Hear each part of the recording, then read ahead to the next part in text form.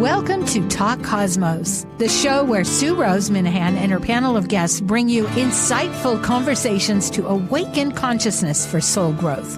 Come journey with us through astrology's energetic cycles and get ready to understand your path in the cosmic roots of the stars.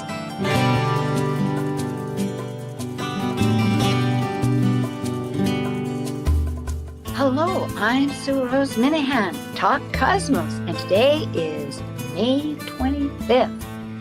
Yesterday, the 24th, Saturn went into Aries, the beginning of a new cycle, not just for 2.5 years, but really rebooting for the next 29 years, going around the zodiac, a major phenomenon. And I might say it's also conjunct Neptune. The two of them is big outer planet forces. More on that always. But for tomorrow, it will be the new moon in Gemini. And Gemini is communication. It is connections. It is how we think, how we operate on our day-to-day travels and whatnot, and a lot more. And we'll find out about that. It's a great time to start your intentions. And we are now ready for my wonderful panel, Archetypal Symbols.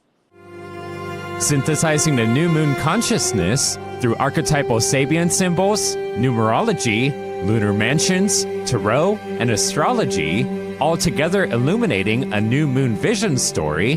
This is your Archetypal Symbols panel. I'm Sue Minahan, founder of Talk Cosmos since 2018. I'm an evolutionary astrologer, consultant, speaker, writer, vibrational astrology student, Dwarf Planet University graduate, Kepler Astrology Toastmasters Club charter member. I have a fine arts music degree plus a certificate in jazz. I'm an artist, musician, and certified color energy life coach. Especially, I love mythology and esoteric philosophies. I'm Elizabeth Liz Machette, a professional astrologer, intuitive, numerologist, and tarot reader. I'm a certified sacred healing counselor, providing nurturing, in-depth consultations for individuals and couples. I'm an author, blogger, speaker, and international Reiki master and teacher. I create safe space in which to explore the deeper patterns of your life, to clarify your current circumstances and help you find your best path forward. And I'm Justin Elsie, an archetypal Jyotish astrologer, yoga and meditation teacher, and author. I combine both Western ancient astrology and modern psychological astrology with Eastern Vedic astrology, and I specialize in predictive, electional, and karmic astrology for individuals and couples. I also do in-depth astrological research into arcane astrological concepts, focusing on the mystical, occult side of astrology. Eleanor Roosevelt once said, "Yesterday is history, tomorrow is a mystery, and today is a gift." And that's why it's called the present. Okay, hello. Hi, Liz. Hi, Justin. Hi. It's so great to be with both of you today. It is. It totally is. I know. When we bring up these core connections transform, little do I realize how prophetic that seems, because from my own experience, it seems that on various levels, I'm really connecting. How I connect is transforming. And that might sound a little vague, but it is happening. Is that happening for either of you two? Does that seem right? Absolutely, and it's good to be back. Okay, well, let's just get right to it. We're talking about the new moon that is out of bounds, as it will be off and on for the next 8 years or so. It's a 10-year process, that in and out, which means it's outside of the sun's path. And the moon can be very emotional. It is our emotions. It's our story that we tell about ourselves. It's our roots. And it is more archetypally for free to act in that way. So that's about out of the bounds. But meanwhile, Liz and Justin, let's talk about the archetype characteristic. It is communication, and I have a bunch of things on the slide here, but maybe we can just riff and say a little bit about what it is, about the ideas and whatnot. our community and our neighborhood, and writing and teaching. That is what I'm going to add to it. Go ahead, Justin. Yeah, I think, when I say what is the bottom line for Gemini, it's about experience. Of course, the main part of that is communications and travel. And I think, this is pretty important new moon because it's stronger. We got Jupiter in Gemini. And so this, plus Mercury and the moon and the sun here. So this is a pretty powerful new moon when it comes to communications and travel. I agree 100%. And I know learning is part of that teaching. It's a symbiotic relationship. You teach, you learn, you teach. It seems like, and I'm glad that you brought up the fact that Jupiter is at the very end of its cycle.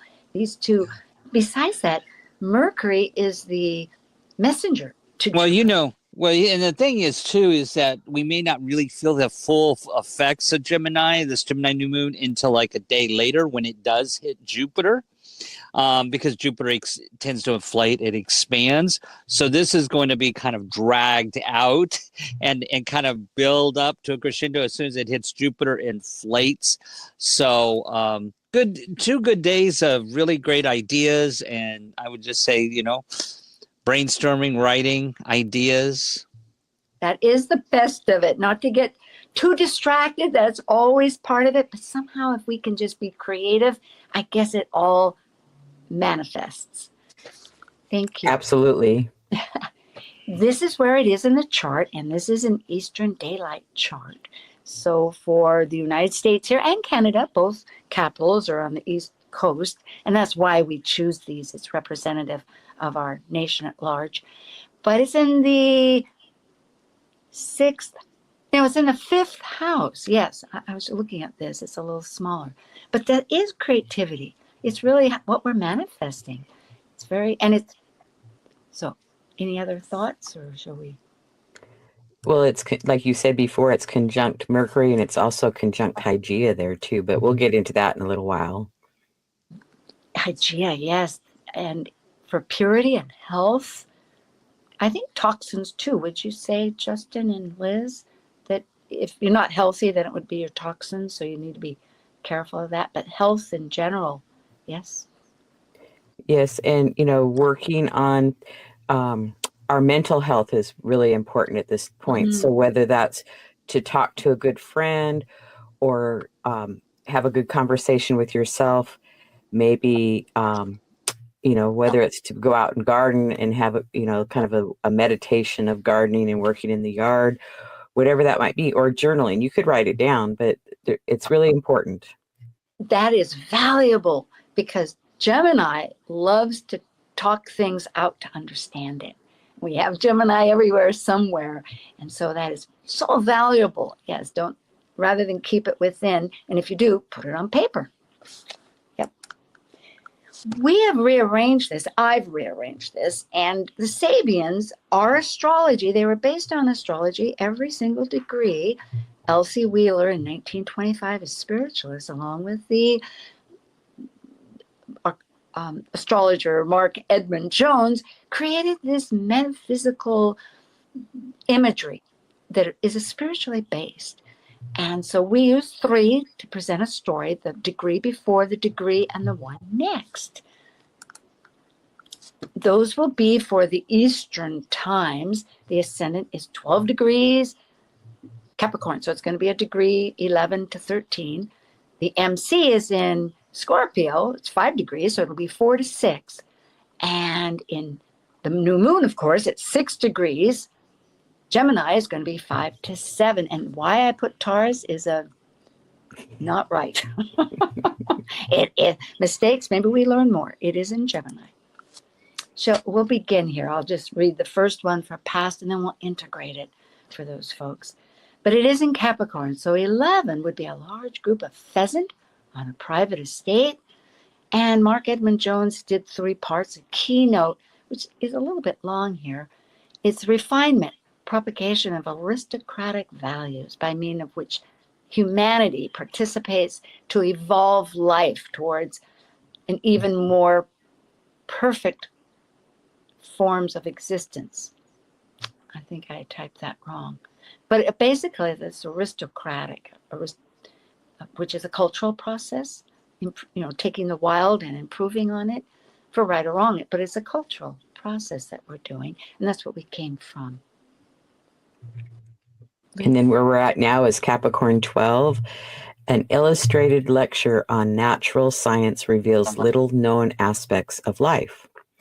And the keynote is ability to explore unfamiliar realms and discover the law underlying the complex process of nature. And the key word is exploitation.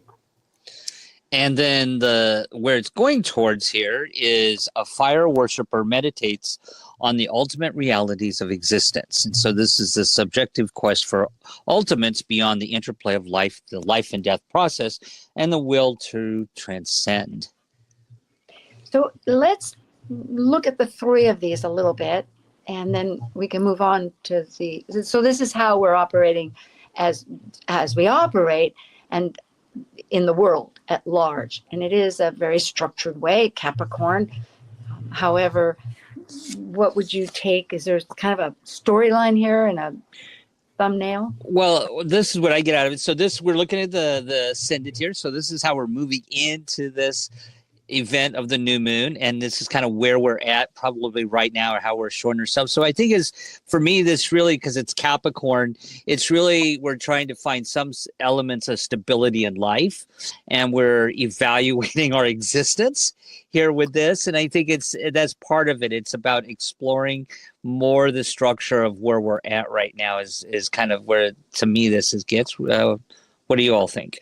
Yeah, and before Liz, this is perfect, because isn't it where we're really, through all of that, trying to push beyond to see, is it more than what we see in the eye, or what we meet at the eye, just visually. Well, and being open to learn new discoveries is what I would add with everything everybody else has said already. So okay. So going to the next, the midheaven, which is how we present in our social business world or something. It doesn't have to be business, but it's how we always construct that part of how the world sees us back again. Do you want to elaborate on that? I never have a good way of putting it. Well, I always see it too as the midheaven is sort of what we're trying to ultimately a higher accomplishment here. The midheaven, and reach that midheaven, right? That's how I somewhat look at that, where maybe our higher goals are geared towards. And in Scorpio, it is pretty spiritual, all of these, but the youth carries a lit candle in devotional ritual. So it's that power of what ceremonies give that make images on culture for the people that participated. It's education, a process, and it's symbolic. It's that power of symbols that particularly build those concepts since we were children. And then in Scorpio 5, a massive rocky shore resists the pounding of the sea, and the inertia of an institutionalized procedures. And the key word is stability. And then, of course, Scorpio 6 degrees is the gold rush tears men away from their native soil. And it's this passionate search for new values, which at any level promise a more abundant life. And so the key word here is avidity. Which means enthusiasm. I was really looking that up. And so it is this idea of really wanting something intensely as a experience, and it tears you away from what's familiar into something else. So it's that passion that drives you from which is so, I think, the polarity of Scorpio and the comfort zone of Taurus, really, the opposite. And, I think it's important to note that the ascendant and descendant are cardinal signs, and the midheaven and IC are fixed signs. And I think this is going to sort of lead into when we bring in the nakshatras, which is about this creating or something new, the creator, and developing something new right now. And I think this is sort of indicative that as we move forward and try to with a cardinal sign create something new, we still have some level of trying to some level of stability in that situation. But it is driving us towards that passionate search for something new, but still with some stability. Thank you. I like that. I do too. Thank you. So, to the new moon, wherever you are around the globe, it's going to be 6 degrees Gemini and 6 minutes. But for Sabians, we just care about the 6 degrees.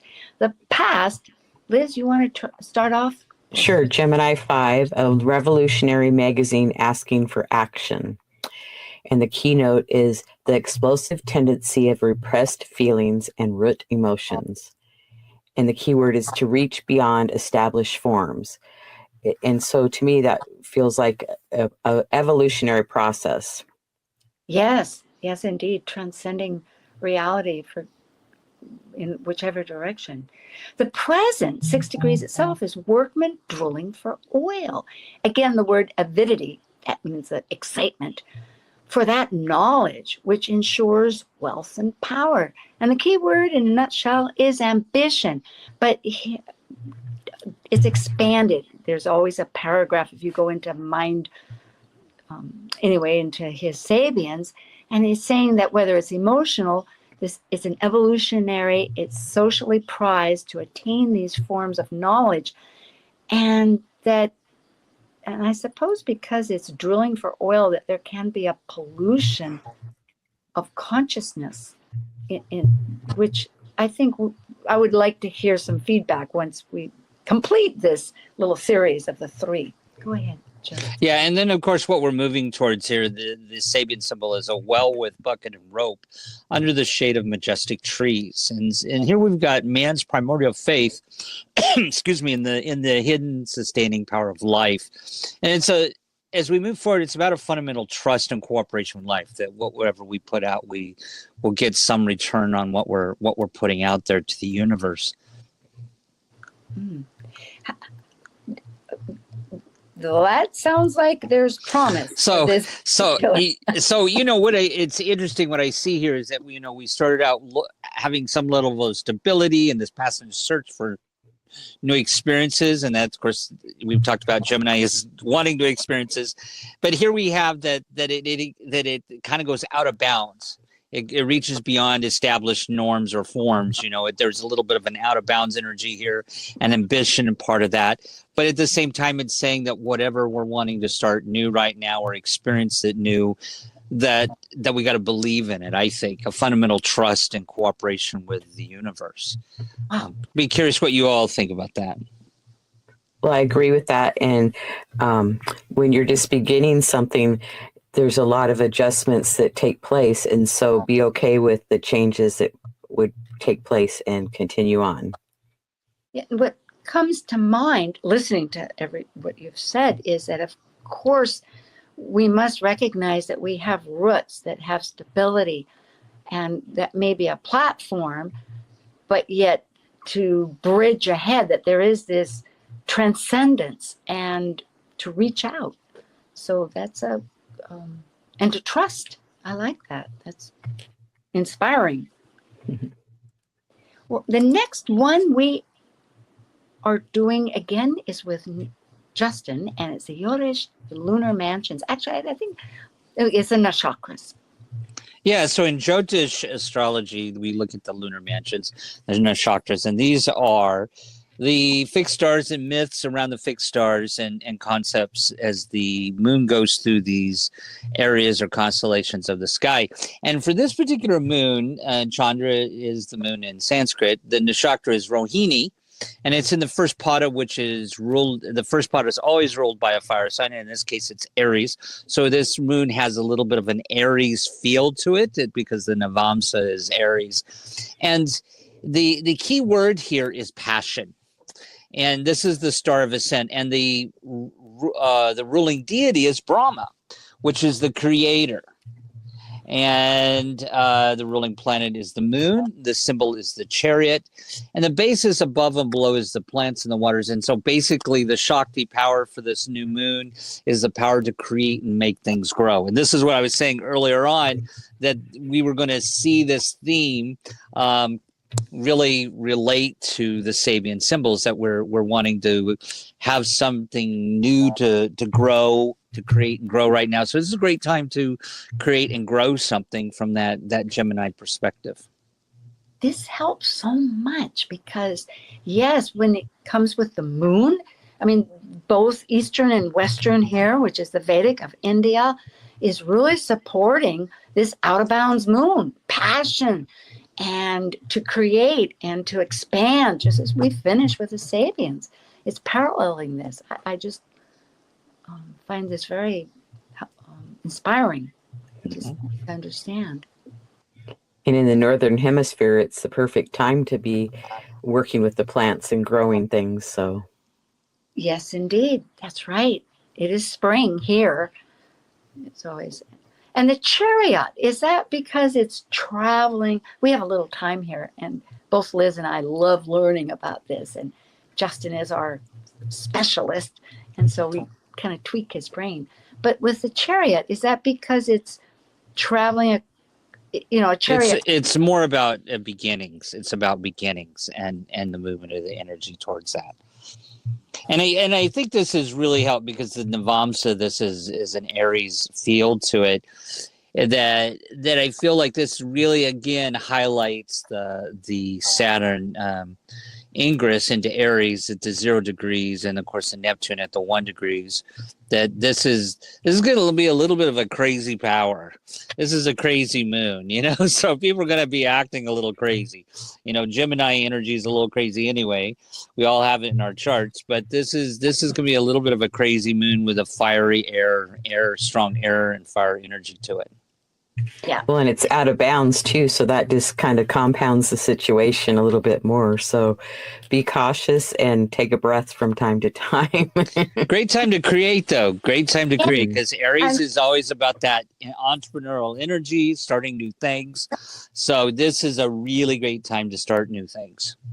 That's what I was thinking. And for intentions, because the new moon exactly is always intentions. You want to wait a little bit before, so the light comes on in the sky. In fact, go out and see the sky. Well, if you can, if it's not cloudy, which it seems to be at this time of year a lot. But still, if you look on your astrology, you'll see when it's a crescent, or you'll see when it's, going along. And it's particularly if it's still in Gemini, because it's early Gemini. It's 6 degrees. So throughout the day or the next day, it'll still be in Gemini. Okay, well, now we will talk a little bit about numerology. And for this, there's the 2. We're going to do 6 degrees, which happens to be the new moon, and also for Mercury, which is also in Gemini, which is 2. So it's a combination. And I could read what it says here, but it is, because it's 6, it's a nurturing, healing, an unconditional love. I'm not really sure how that comes into it, to be honest.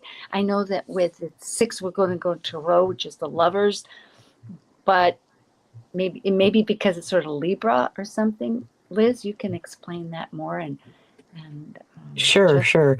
Well, to me, 6 is a number around family. There's usually births, weddings, deaths. There's a lot of energy associated with your family with the 6, and I always think of it has a certain amount of responsibility. What would you say, Justin? I was just about ready to say that. That is actually one of the major keywords for the 6 is responsibility. Thank you.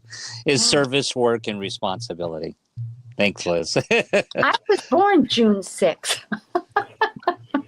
Yeah, I often think about that with the numbers, but excellent. Yeah, so I agree with Liz. That's definitely the key word there. Good. Well, our folks listening some know and some don't, but it's nice to know, why is this happening? So that's beautiful. And with partnership and duality, it really supports it, because if you have a responsibility, it's not just to yourself, it's often with other people or with whatever you're working with, whether it's your career. And as we know, this new moon is inspiring new ideas to transcend.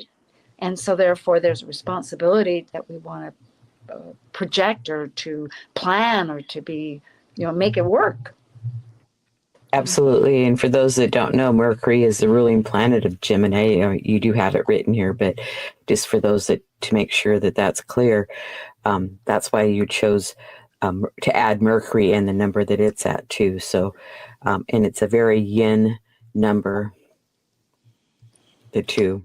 Which is can I also say that 5 is also somewhat associated with Gemini as well, because it can also be very chaotic and always liking to know this and liking to know that. It's a lot of change happening with Gemini there.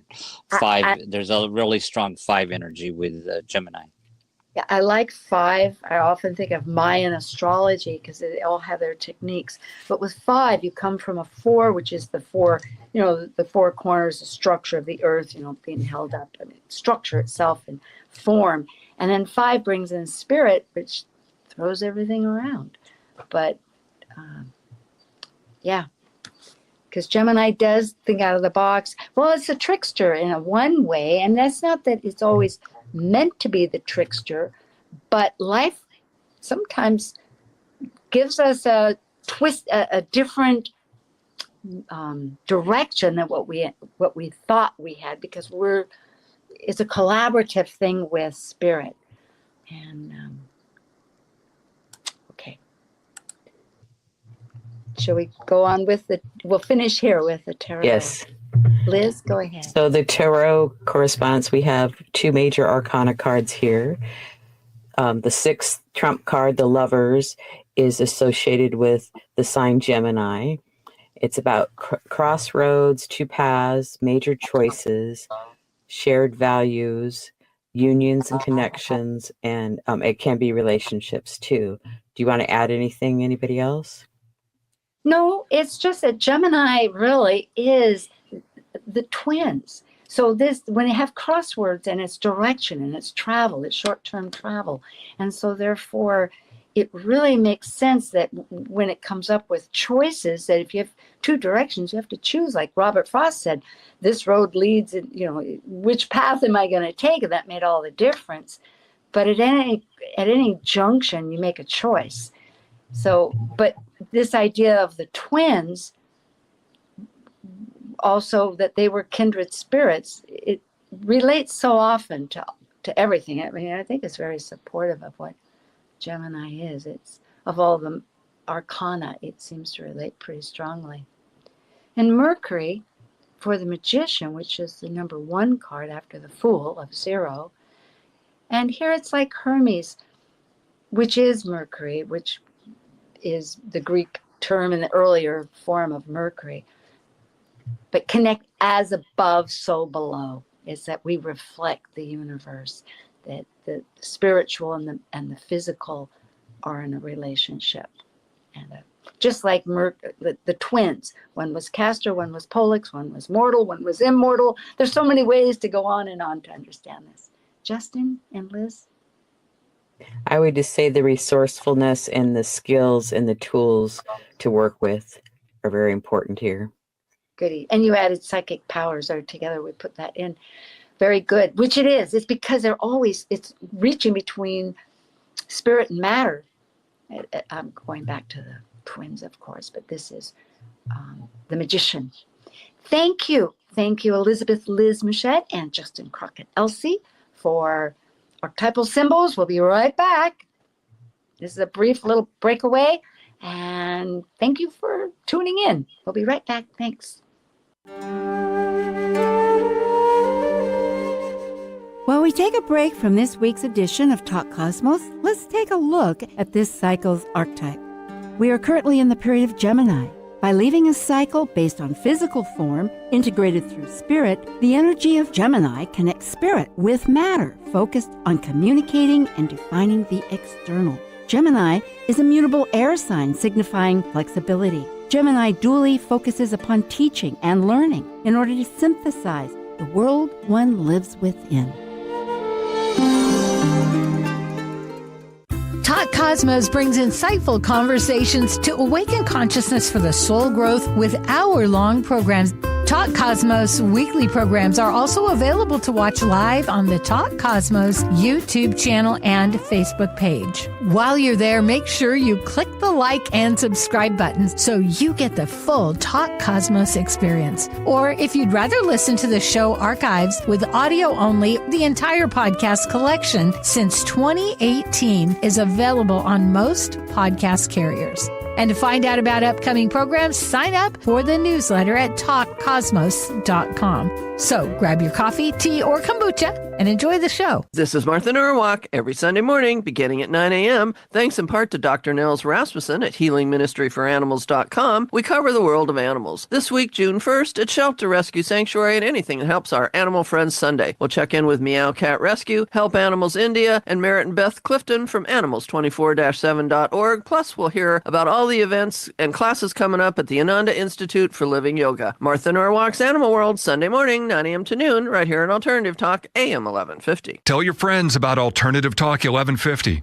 Hello, we're back again. This is with Elizabeth Liz Machette at lightpath.com and Justin Crockett Elsie at his website or YouTube Astrological Yogi.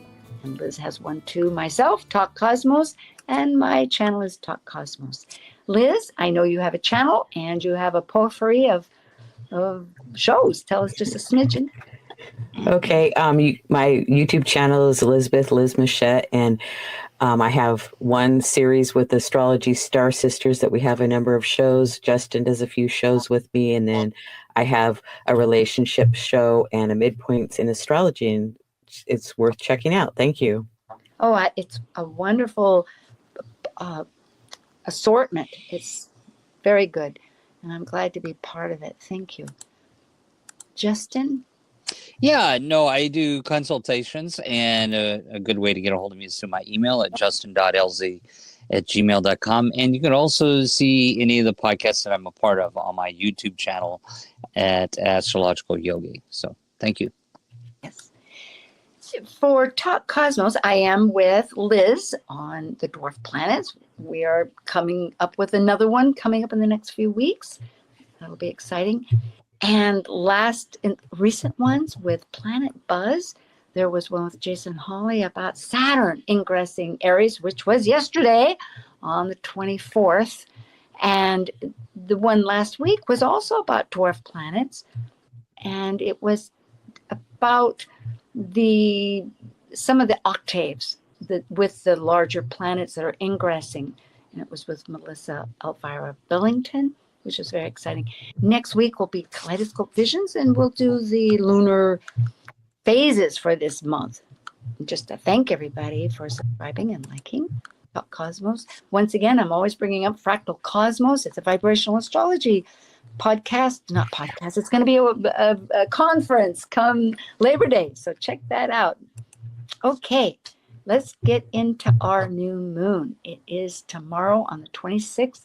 Eastern time. It'll be 11:02 p.m. in the evening. And again, as we've said, this is just another general chart, but I identified the rulers because every sign has a natural ruler that rules that sign. For the ascendant of Capricorn, it's going to be Saturn. And you can see I color-coded it. It's in blue. It's down there. 0 degrees Aries, which is as of yesterday, which is distinctly different. Your Capricorn, how it's going to be responding now since as of previous, because Aries is a whole nother energy of starts instead of the whole picture of oneness, the womb of existence, of Pisces that wants to disintegrate things. Aries is fire, is leading on. And then we have the MC, that's the midheaven, and as Justin was explaining, that's how we're working with our life. Somehow I can never express it the way he does. But at any rate, and it's in Scorpio. So it's really working with our resources and exchanging with others, but it has 2 rulers. Traditionally, it has Mars, which is ruling Aries. It's get up and go. It's your action planet, and Pluto of transformation. So it's asking us to change a lot how we are producing out in that world of our chosen area. And finally, the sun and moon in Gemini has the one and only Mercury as its ruler, but it's in the same sign of Gemini, so it's very mercurial. Change is on the horizon. Partly because Mercury changes a lot in degrees. There's some highlights. Somebody else take the lead. I want to hear myself, Liz. Well, we've mentioned that the moon is out of bounds and it's conjunct Mercury and Hygeia. And so that's intensifies or makes that new moon or this new moon a little bit more powerful with that Gemini energy, wanting to process information, take care of our mental health. I'll let Justin pick one.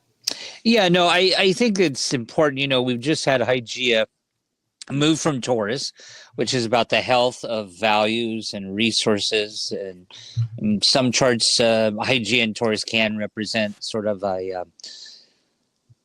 I would say just a sense of poverty when it comes to resources sometimes. So there's something to heal when it comes to how one thinks about resources and values. And now that Hygeia has moved into Gemini, especially with this new moon, I would say Mercury's there. This is about the health, could be about the health of communications and health of our thinking. I think somebody earlier mentioned mental health.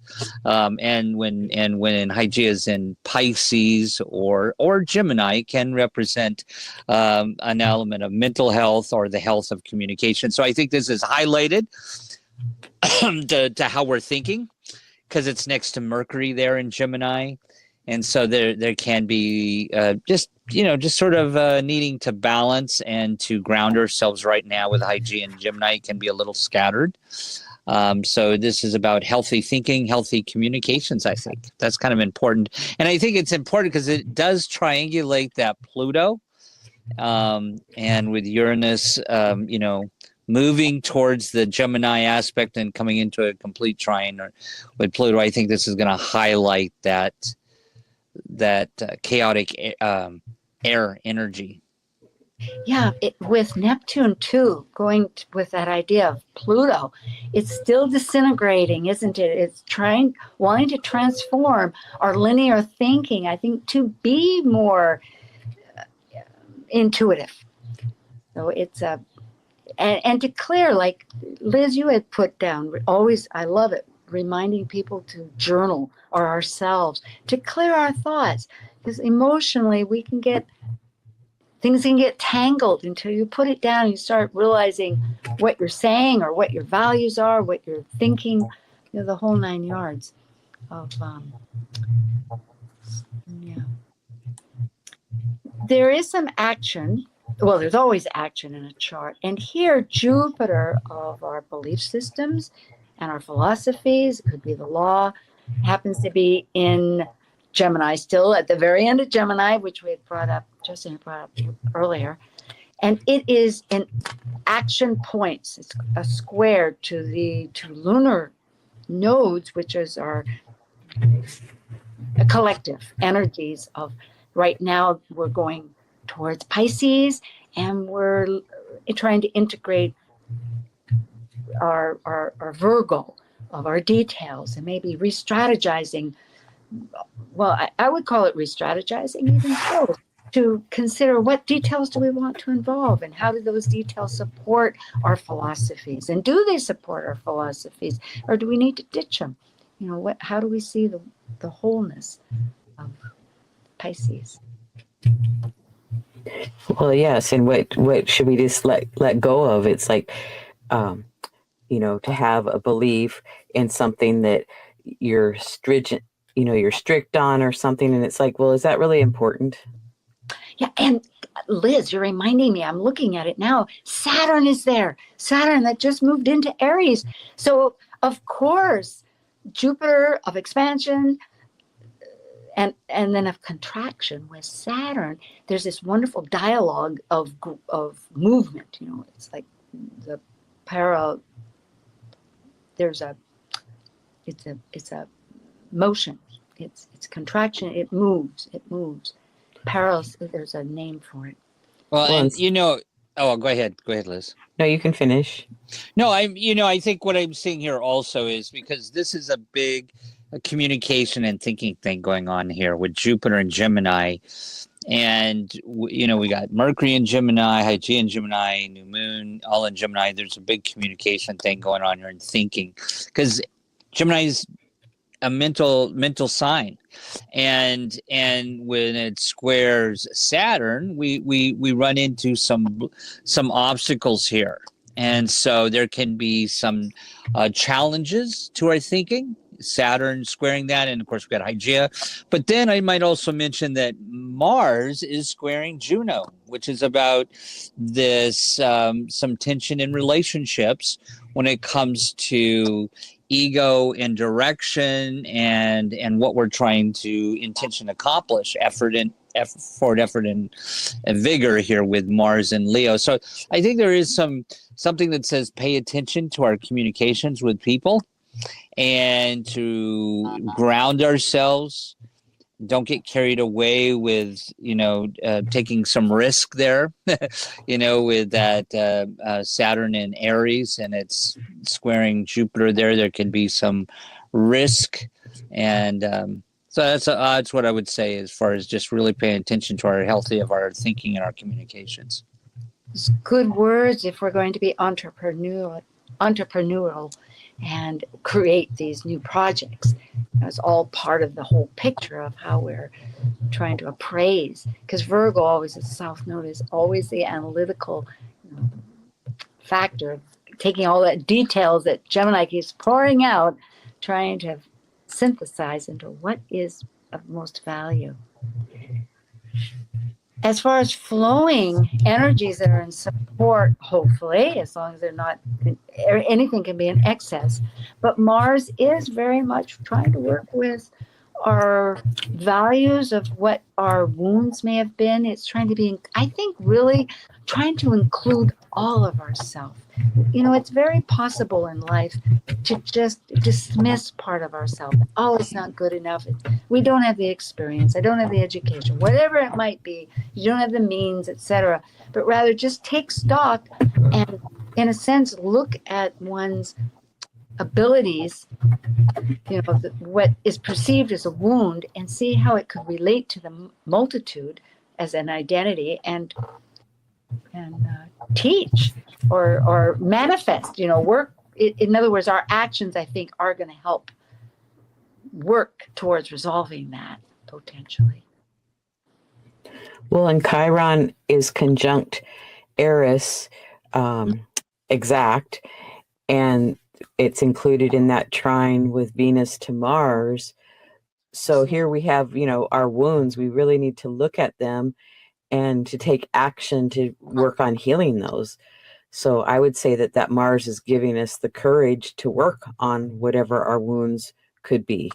Yes, that's a good word to add to that. And to be all-inclusive. Yes, not to reject any part of yourself.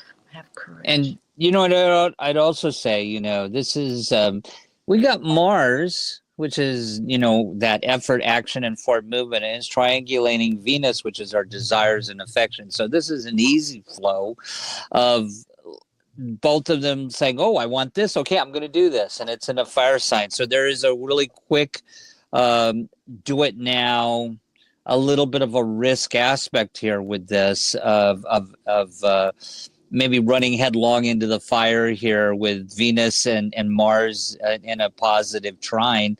But because Chiron's there, it caution us to watch taking risks. Sometimes with Aries, Chiron and Aries tends to bump up against stuff.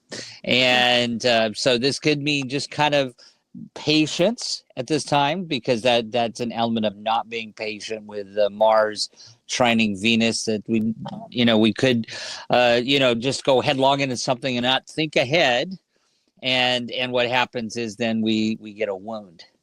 And so that's what I would say is another way to look at that. It's a lot of strategy. I think Liz was going to say something there. Oh, sorry. No, I'm fine. Okay. Yeah. There are a couple of patterns here, and we'll tie all this together because these don't have to be one thing that works by itself. When it comes to all these patterns, they have bits and parts to help us process. And this is where Uranus is a major factor. And what does Uranus represent? It's sudden change that wants what is authentic to us at the moment, right now, not yesterday or ahead, but real to us. And that is, if we keep present, I think a lot of life, we need to be present. It's so easy with a calendar. We all get busy. I know I get busy and I start projecting, oh, what time is it? What day is it? What, like yesterday was Saturn ingress, tomorrow's the new moon, today is Talk Cosmos. And you might be listening to this later, but that's our factors right now. And yet, really, it all ties in because it's vibrational and it all weaves in. What I'm getting at is that Uranus here is working as the activity resolution point, and it is in Taurus at the very end, happens to be right on my Mars, come to think of it, and it's working with between the nodes, North Node and South Node, and that's with Virgo and Pisces. Once again, we're back to what details and what's the big picture. Well, not big picture so much as Pisces, but what is the oneness? What is the whole part? Or what is the simplicity of life? Pisces likes simplicity. Well, in that North Node, it's like wants to move us forward, but the South Node can inform us from things that have already happened, or we could say our past, of how to make those changes. Because if we don't pay attention to it, the change could be disruptive. But if we, take a moment to find out what that is, then we'll know how to move forward with that North Node. Yeah, perhaps. I don't know. I think sometimes the past is, when it comes to Uranus, it doesn't care about the past. Mm-hmm. Vibrational astrology says it only cares about now and what is real right this second. So yes, generally speaking, we're humans with a memory. Of course, we're going to have a past, but we have a chance to evaluate that. That's what Virgo does. Is that really supporting me or not? It may be what I was used to, but for instance, I just threw out, somebody was giving away furniture, and I totally our little environment is probably very mercurial here, even though it's supposed to be your home. It's where we are a lot. It's totally revolutionized. Anyway, any other thoughts? There's another grand trine and a kite to talk about, and that's with Chiron again. So again, I guess we're working to heal, yes, our wounds. Yes, absolutely. It's like, I would say that this is a really good time to be healing some of our wounds, and talking or writing or meditating is going to be one way to direct that. Yeah, and I would say just one thing about that, if I may, on the prior slide. I think one in that point of Thales, which is about a completion of a cycle there. I think Uranus is, it's driving the change, but it's helping us because it's triangulating the South Node in Virgo, which is really about discernment and improving something. I think you can't accomplish the North Node in Pisces ultimately unless you pay attention to where you've come from, the past. And I think it's a balance there between where we come from, where we're going to, and Uranus is driving the change.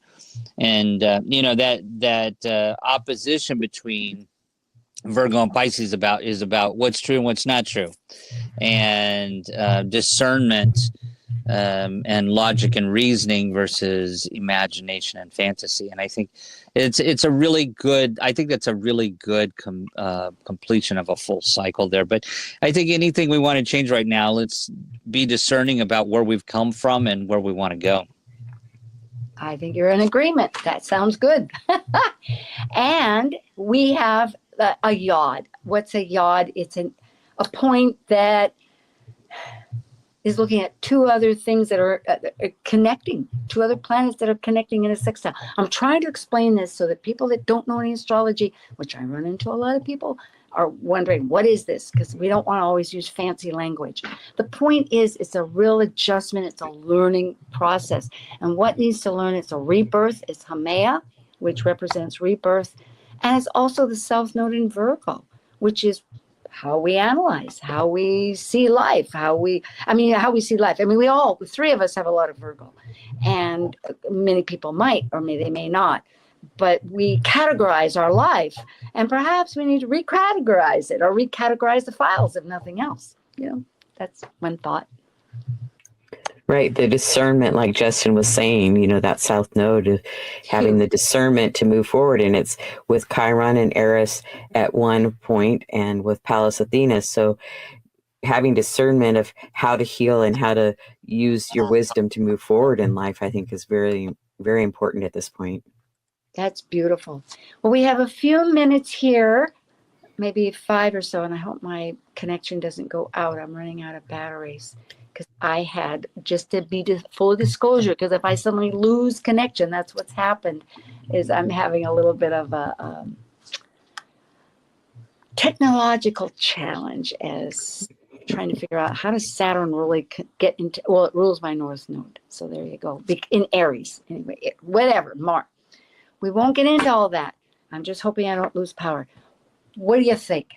How does this work? Maybe that's what I'm answering, isn't it? Gemini New Moon. It's in my 9th house, and I know myself. I'm really re-strategizing how I'm working with my mission, and many aspects of Talk Cosmos to try to be stronger about it. Anyway, what about you guys?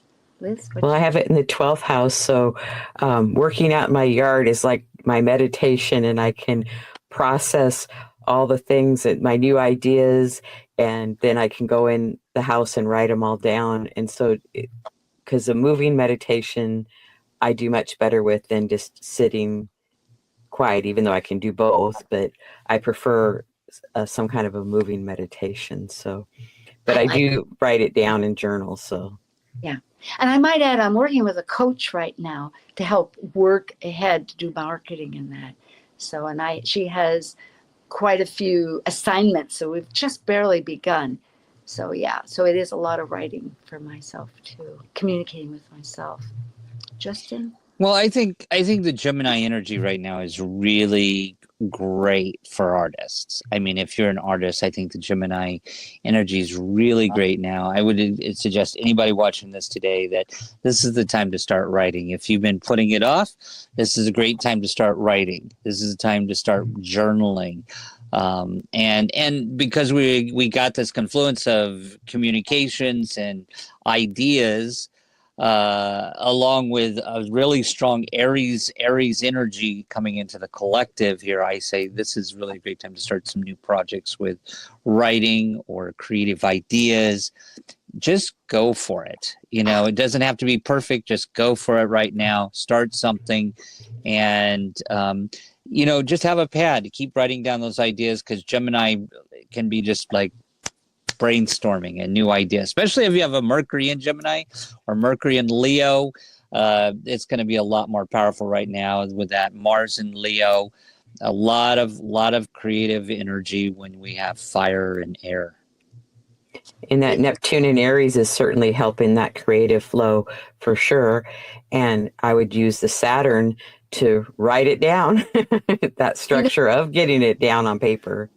It's very inspiring. I was just listening to somebody about clutter that we've probably heard once in a while, but this one was just do it in chunks rather than think about the end, think about the start, because our expectations can be kind of overwhelming sometimes. So if you just keep thinking about the start of it, and think of 25 minutes as one idea of a chunk. No matter what you get done, you've done something for 25 minutes, but it's that continuity every day, best you can. And so writing a book, I'm relating this because I have a book in mind, and I'm going to, this is a good reminder, do my 25 minutes. We'll see what happens. I know you're already going to do there, Justin. And Liz, I think you've got one in the back door too. Right. And I'm going to do what I call writing to do a mind dump when your brain gets full of things and you just need to clear the space. So I'm going to start that soon. I would also say, it's not just writing, but anything to do working with your hands. There's also a very strong sewing, knitting energy associated with Gemini and Aries as well, or weaving. So this weaving something together, whether it's ideas or thread, fabric, some type of movement of energy that brings a creative project together. Dance. Thank you both, Justin Crooked, Elsie, and Elizabeth Liz Machette. You do come up with very concrete inspirations. People, do your intentions, blessings, inspired, dance it through, put it down. Thank you very much. Great. See you next time. See you. Thank you, Sue. Thank you, Liz. Thank you for joining an insightful conversation on Talk Cosmos, the show where Sue Minahan and her panel of guests awaken consciousness by connecting soul growth patterns with astrology's energetic cycles. Be sure to tune in next week, same time, same place, to continue your journey through the roots of the cosmic pathway.